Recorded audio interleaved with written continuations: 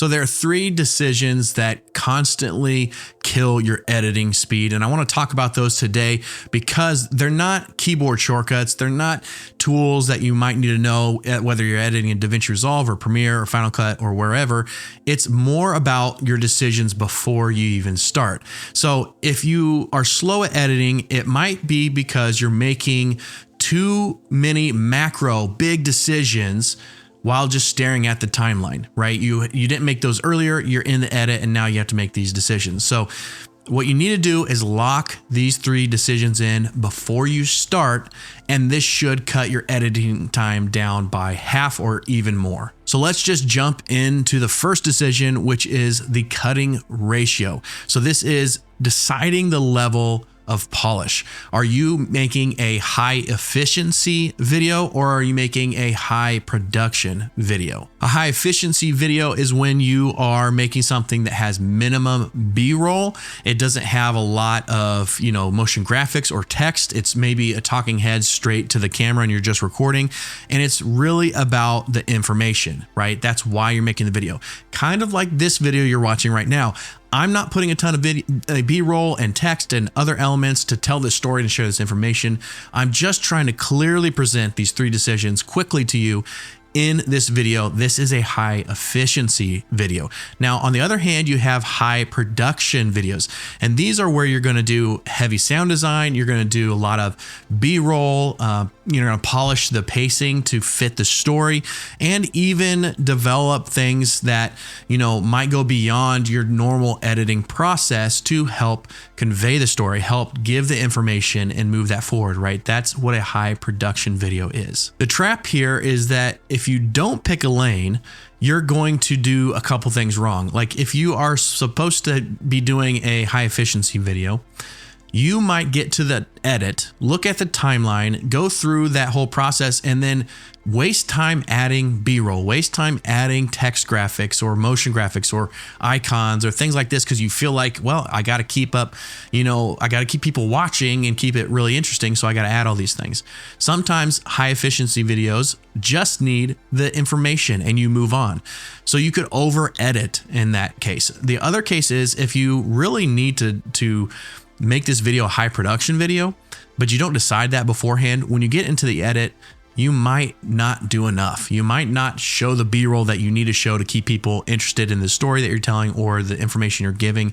You might not add the graphics to help clearly explain what you're talking about, things like that. So you need to pick that lane. You can't fall into that trap where you just don't know what you're doing and you just write the script and go.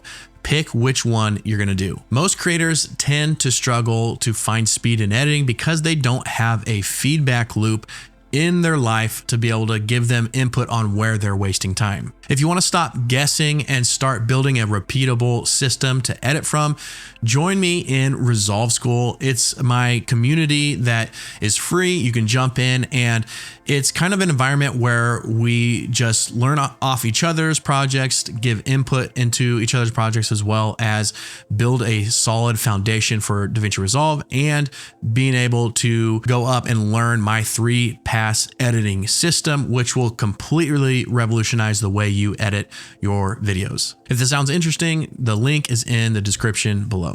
All right, so that moves us on to decision number 2, which is deciding the structure. This is the paper edit, if you will. So here you're going to finalize the script, and that might seem like a really simple, everyone knows this type of thing, but I see this time and time again working with different clients that I edit for or different people that I'm in community with that don't really nail down the script. And I'm not saying you have to do it word for word and present to the camera word for word with a teleprompter, but you need to understand and finalize the script in general. Now, this is a lot easier when you're just doing a talking head video because the idea here or the trap is that you might try to find the story in the edit, right? And that just leads you to the death shuffle. It's where you're just moving clips around on the timeline to find things. If you do a talking head video, you're not necessarily going to have that problem because you're usually talking from A to B, right? You're explaining something. But if you're not doing a talking head video and it's more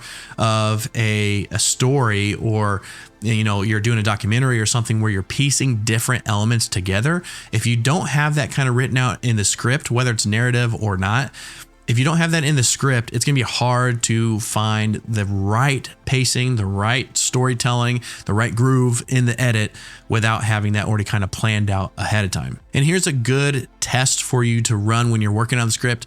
Try to explain the entire flow of your video in 3 sentences or less. Now, this doesn't have to capture everything you're talking about, but if you can do that in 3 sentences or less just to get the gist of what your video is about, then you have a good video. You're ready to move on with that script and kind of develop it. If you can't do that, then there's probably too much complexity or not enough clarity in what you're writing. That leads us to the third and final decision, which is creating an asset boundary line. And let me explain that a little bit, because I don't know about you, but I've wasted so much time in an edit looking for different assets to add to the project.